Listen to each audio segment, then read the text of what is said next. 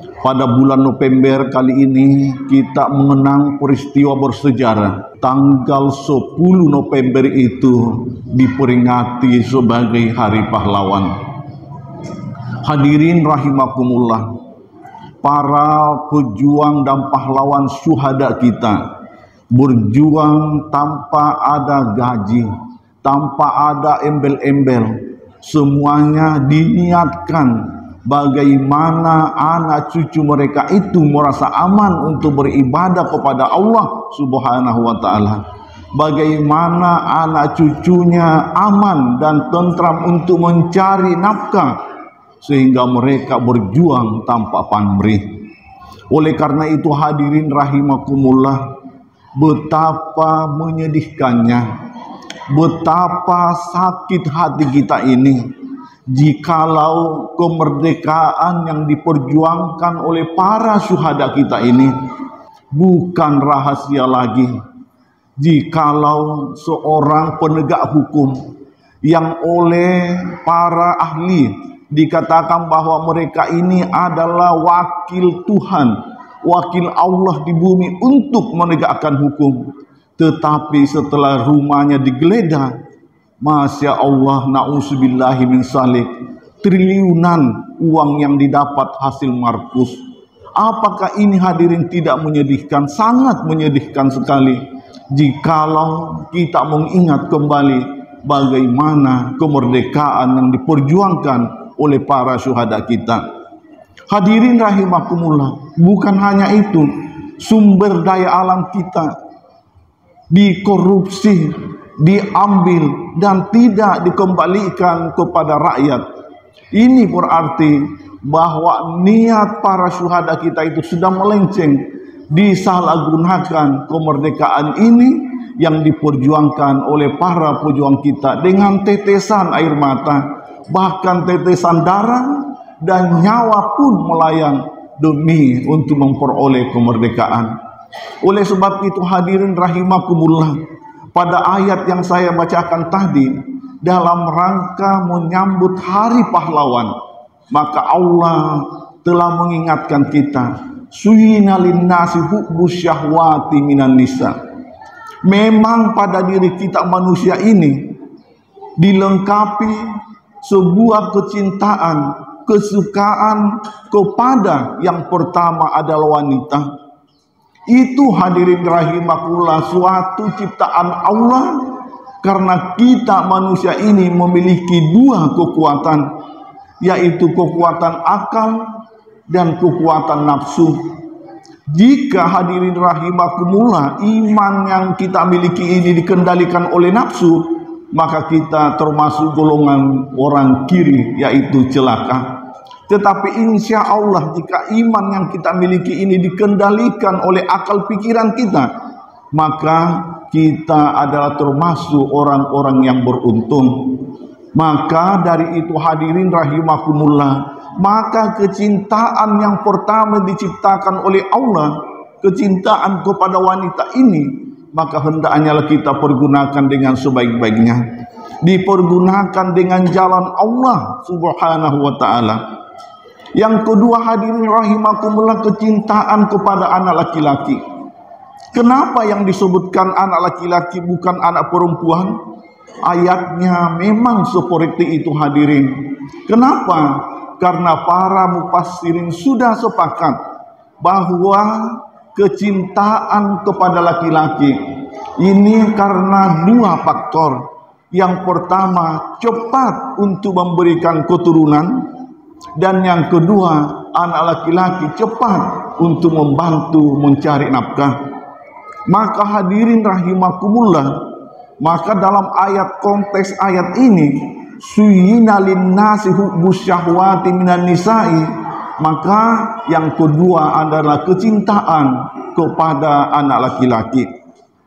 Dan yang ketiga hadirin yang rahimakumullah, yang perlu kita batasi, dan kecintaan ini jangan melenceng dari ridha Allah Subhanahu wa ta'ala, yaitu kuda pilihan yang saat ini mungkin dinegosiasikan dengan kendaraan. Kecintaan kepada kuda pilihan Maka hadirin rahimakumullah, inilah yang membuat seseorang menempuh cara-cara yang tidak benar, menempuh cara-cara yang tidak sesuai dengan niat para pahlawan kita, yaitu dengan menjalankan suatu cara demi untuk memperoleh harta dan kecintaan kepada kuda pilihan atau kendaraan yang begitu mewah.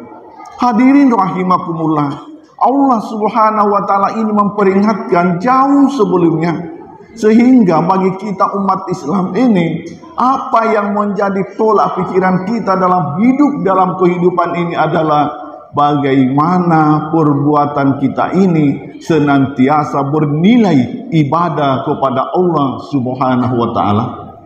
Apapun yang kita laksanakan, jikalau kita sudah berniat ingin mencari keridaan Allah, maka insya Allah perbuatan kita itu bernilai ibadah.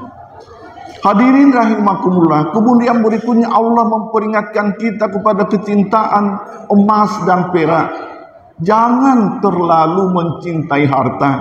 Tetapi hadirin rahimakumullah, Allah juga tidak membatasi untuk memiliki kekayaan.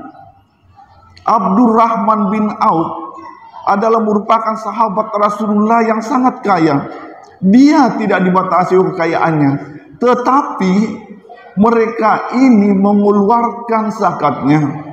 Mereka para sahabat Rasulullah yang kaya raya itu mengeluarkan infaknya untuk perjuangan dakwah Rasulullah, untuk perjuangan menegakkan kebenaran. Mereka pada kaya-kaya semua. Rasulullah sendiri adalah seorang yang kaya, bukan dihidupi oleh janda yang kaya.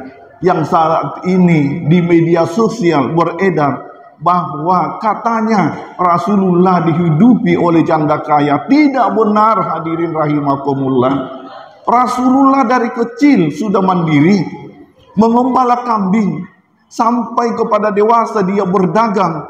Sehingga kalau ada ungkapan meskipun itu adalah guyonan, membuat orang tertawa, tetapi baginda Rasulullah bukan dihidupi oleh janda kaya, tetapi dari kecil mereka sudah mandiri. Inilah hadirin rahimakumullah, emas dan perak oke kita miliki, bagi kita umat Islam silakan, tetapi mari kita gunakan dengan sebuah ketentuan ajaran Islam, yaitu mengeluarkan zakatnya, mengeluarkan infaknya jika belum cukup satu nisab untuk pembangunan pondok pesantren, untuk pembangunan rumah ibadah kita, dan untuk saudara-saudara kita yang kurang mampu. Salurkan hadirin rahimakumullah di badan yang resmi, di masjid, UPZ masjid kita maupun basnas kita yang sudah resmi. Duh hadirin rahimakumullah. Oleh sebab itu, pada kesempatan yang sangat berbahagia ini, dalam rangka menyongsong Hari Pahlawan 10 November, yang tinggal 10 hari kita akan memperingati, mari kita senantiasa meningkatkan perjuangan, mencetak generasi-generasi Islami.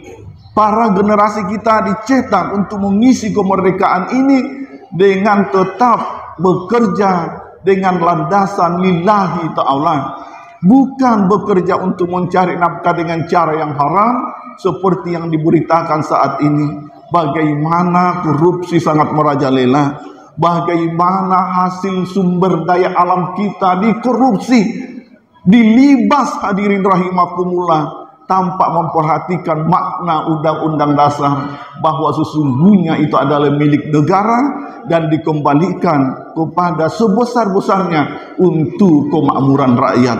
Ini bunyi undang-undang rahimakumullah, tetapi sangat disayangkan hal itu terjadi. Dan ini sekali lagi bahwa niat para pahlawan kita itu sama sekali tidak menghendaki seperti itu, perbuatan-perbuatan seperti itu.